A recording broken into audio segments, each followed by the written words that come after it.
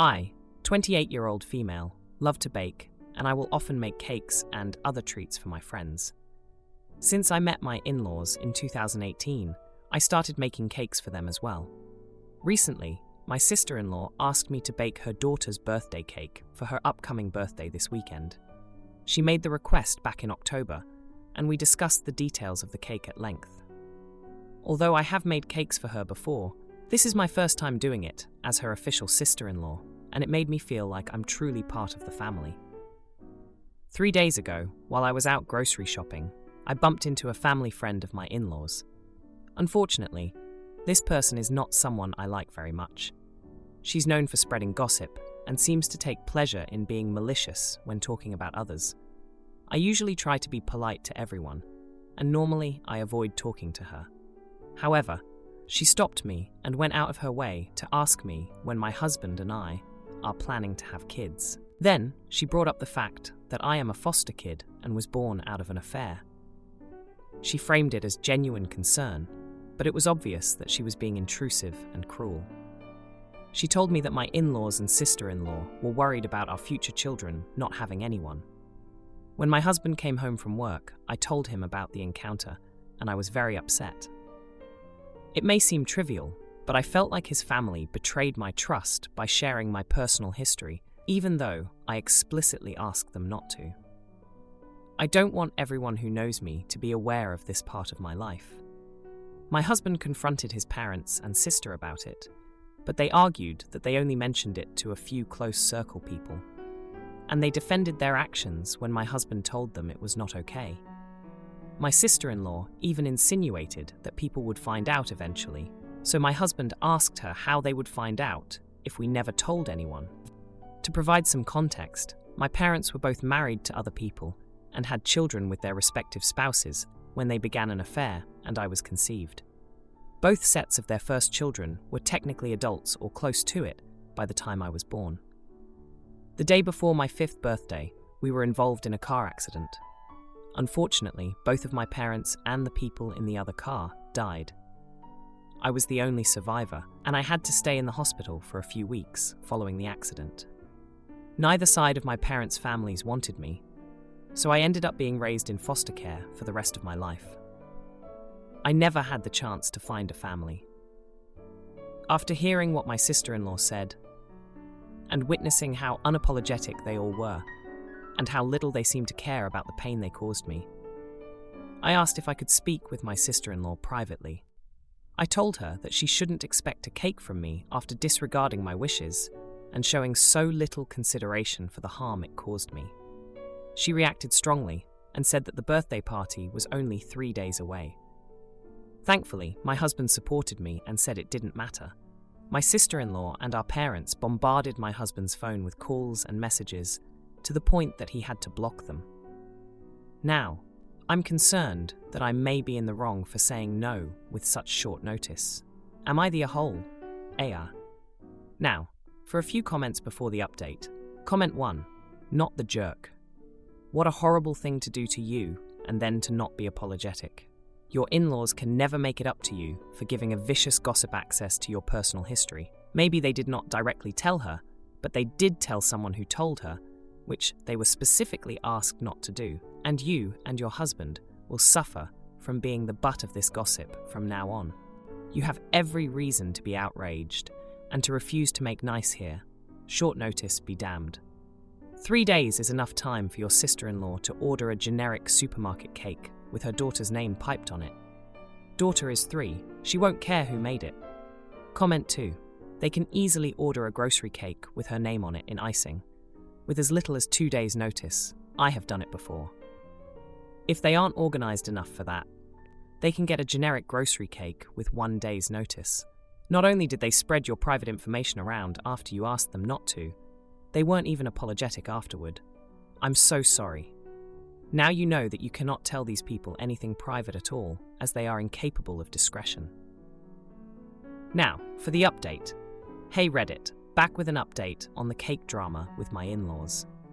It's been a tense 3 days, and I've got to tell you, things took some unexpected turns. So, after I told my sister-in-law that I wouldn't be making the cake, she was furious.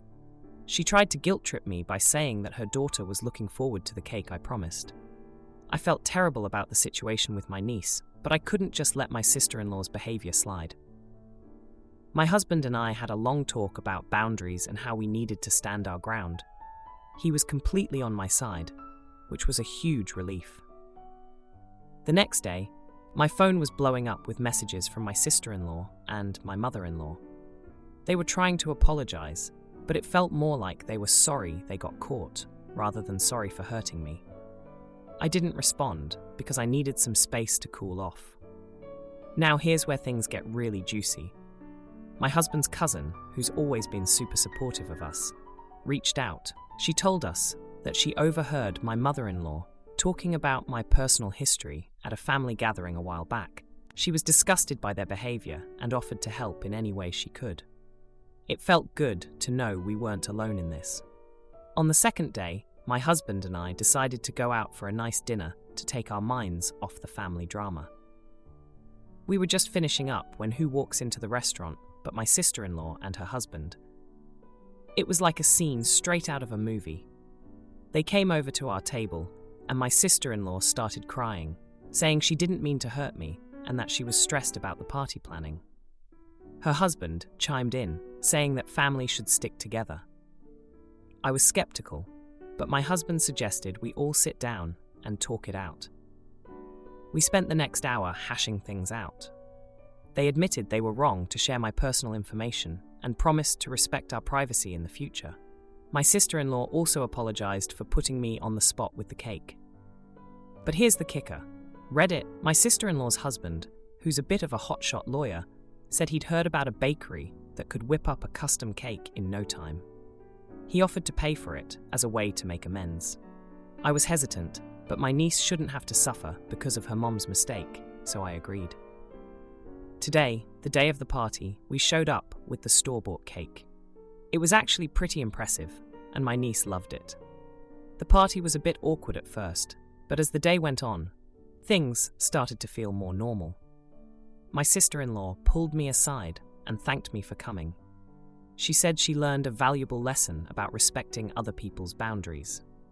As for the family friend who started all this, she wasn't at the party.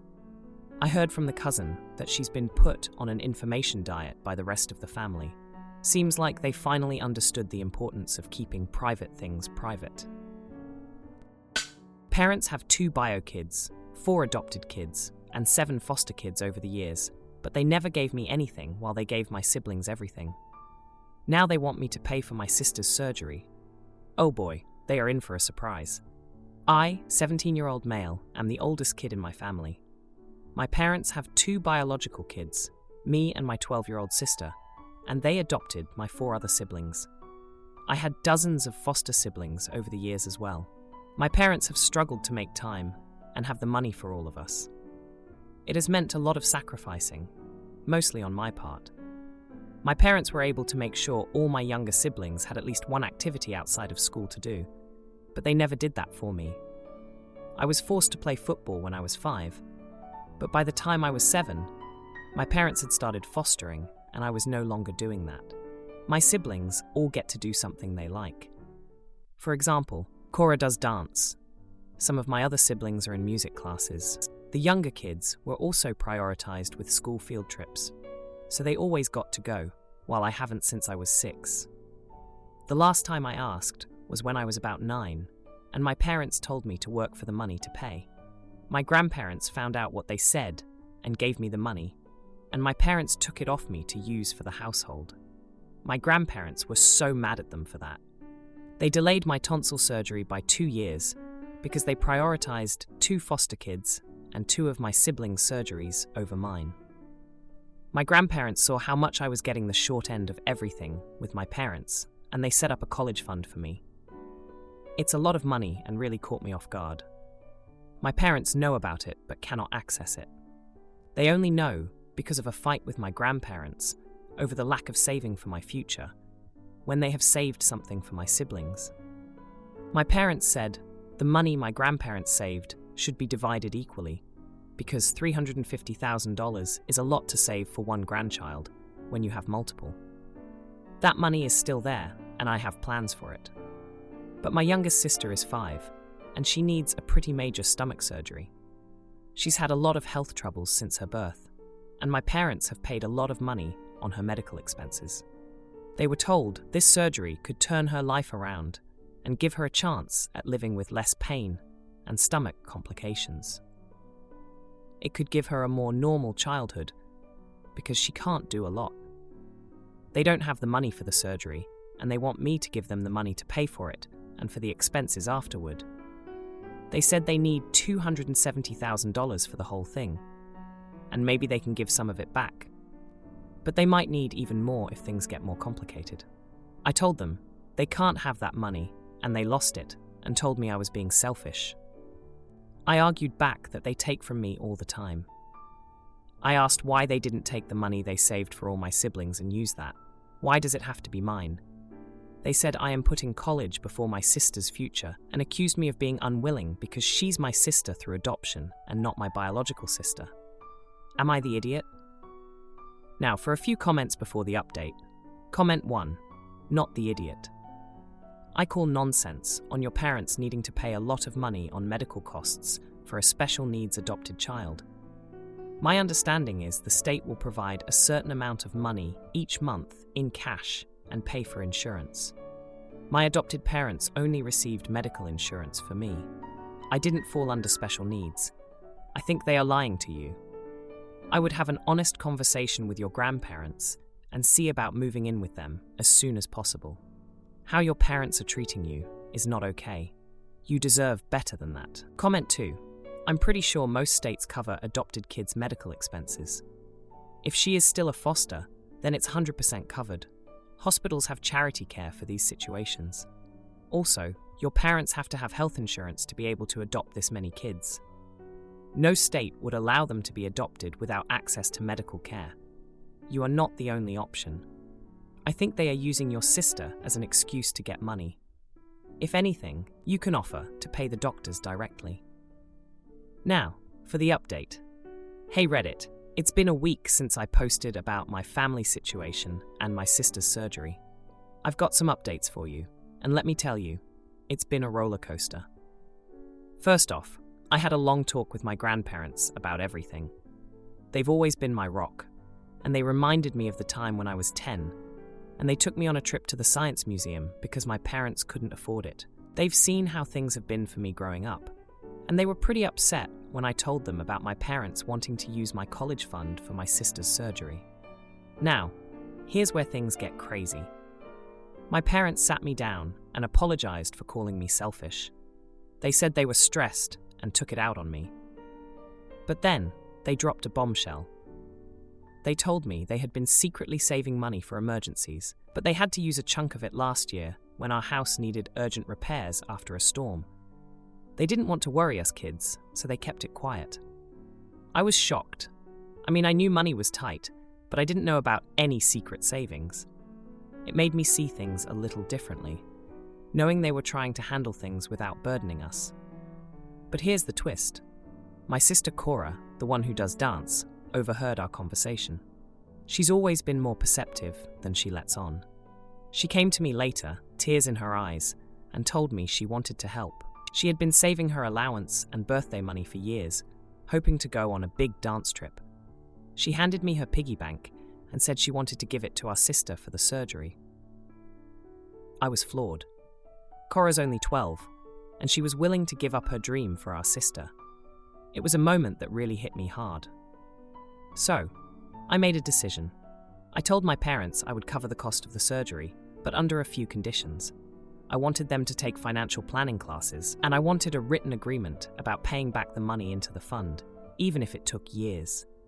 They agreed, and we're moving forward with the surgery. But here's the bittersweet part. I had to contact the college I was planning to attend and defer my admission. I won't be going this fall. It hurts, but seeing my little sister smile when she heard the news made it feel worth it.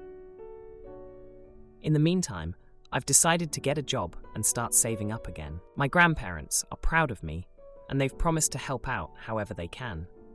It's not the path I thought I'd be on, but I'm hopeful for the future. And as for my relationship with my parents, it's still a work in progress. They've started their financial classes, and I can see they're trying. It's going to take time to rebuild some of that trust, but we're taking it one step at a time. Roommate's GF gets pregnant and asks if she can move in with me. I tell her no, and she starts staying over more often. Then I give her BF an ultimatum. Oh boy, she confesses baby might not be his. I, 28-year-old, live in an apartment that I got from my uncle. The apartment has 2 bedrooms, so as I don't need the extra space, I rented a room. My roommate, 24-year-old, has been living with me for a little over a year and a half. He's been dating his girlfriend, also 24 years old, I believe, for like 5 or so years. She lives in another house and has 4 roommates herself. As her house is more crowded, my roommate asked me if it was okay if she stayed over sometimes. I agreed, since I don't really have a problem with it, as long as they're respectful. We haven't had any major issues until now, but his girlfriend got pregnant. He told me and I was like, oh great, congratulations. He did try to bring up a conversation to see if I allowed her to move in with him/us, but I said no. I work from home most of the time, and I don't want to deal with a third person or a newborn in the future. He asked me if she could still come and stay some nights as before, and I said that was fine. She's like 4 or so months along in her pregnancy. Well, these last 3 months she has grown to be very annoying whenever she's staying over. What I mean is that I got woken up in the middle of the night/early morning too many times because she's running to the bathroom at the end of the hallway. I don't use that bathroom, I have my own connected to my room, but my guests sometimes use it, and they have said that it's dirty and messy. She's staying over a lot more nights than she used to before. And the biggest problem is that she has developed really bad nausea. Even now, she's still having morning sickness, which I believe should have stopped already. We've had many issues regarding food because my roommate and she asked me to stop having some foods that make her sick. I told her that this is not her house. She has no right to come and expect me to change my diet because of her. They took that very badly. I continued my life as normal. She always complains and runs to the bathroom when I cook. There have been a couple of times when she has actually thrown up on the floor too, which is disgusting. I'm sick of it, to be honest. So I told my roommate that either she stops coming over, she stops complaining, or he moves out. I would give him a month or 2 if he needs it to find somewhere else to live. But I'm tired of having his girlfriend over. She's annoying me. Of course, he got very upset and said that she wouldn't annoy me so much if I was more understanding of her condition. He said that they're not in a comfortable position to move, that she's sick and needs his support, and all of that. Some of my friends, co-workers and family are on my side, but some others said that I'm behaving like a total jerk, and I could easily change my diet for a couple of months. Am I the idiot? Edit. You all are right. I need to evict him. It sucks because even though we're not friends, he was a good roommate and all, but it's too risky to have him here when the baby is born. Hopefully, they can find somewhere else to live. I'll try to have the conversation with him today. Now, for a few comments before the update. Comment 1. Not the idiot. She doesn't live there. And you've made it clear you don't want an infant in the house since you work from home. While I do agree, you might be a little more accommodating while she's there, your roommate and his girlfriend need to move into their own space to prepare for a baby. They made a choice to get pregnant and stay pregnant, so they need to adult up and prepare for bringing another life into this world that they will need to support. I was going to say, everyone sucks here until she threw up on the floor multiple times. That's nasty. While I know you can't control morning sickness, she should be able to make it to a bathroom sink garbage can to throw up. Comment 2. Consult a lawyer.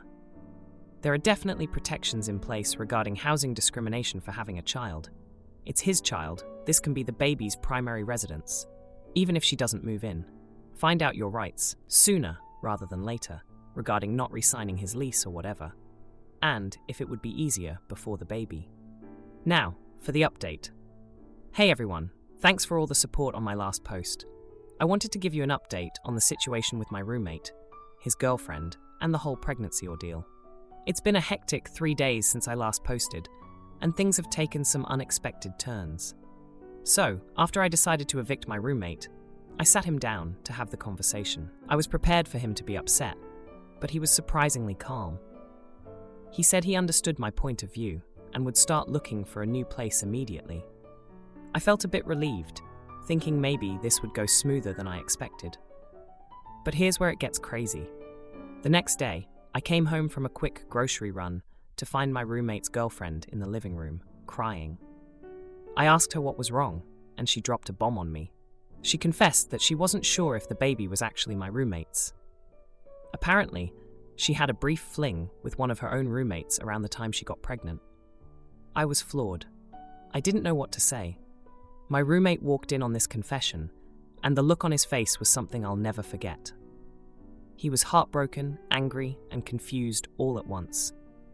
They had a huge argument right there in my living room, and I felt like I was watching a drama unfold in real life.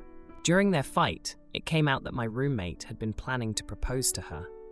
He had been saving up for a ring and everything. He thought they were going to be a family, and now all of that was in question. I felt bad for the guy. He really did love her. After she left, my roommate didn't say much. He just went to his room and closed the door. I could hear him moving stuff around, and I realized he was packing. The next morning, he told me he was going to stay with a friend while he figured things out. He apologized for everything and said he'd get his stuff out as soon as he could. But wait, there's more. Later that day, I got a knock on my door. It was one of the girlfriend's roommates, the one she had the fling with. He came to apologize for the drama and to explain his side of the story. He felt guilty about the whole situation and wanted to make things right. He also mentioned that he was planning to help support the girlfriend, regardless of who the father was. I couldn't believe the mess that had unfolded in just a couple of days. My quiet apartment life had turned into a soap opera. I told the guy I appreciated him coming by, but that it wasn't really my business. I just wanted to get back to my normal life. If you liked this video, you'll probably like these too. Also, while you're here, please consider subscribing. It's your support that keeps this channel alive and allows me to make better and longer videos. Have a great day.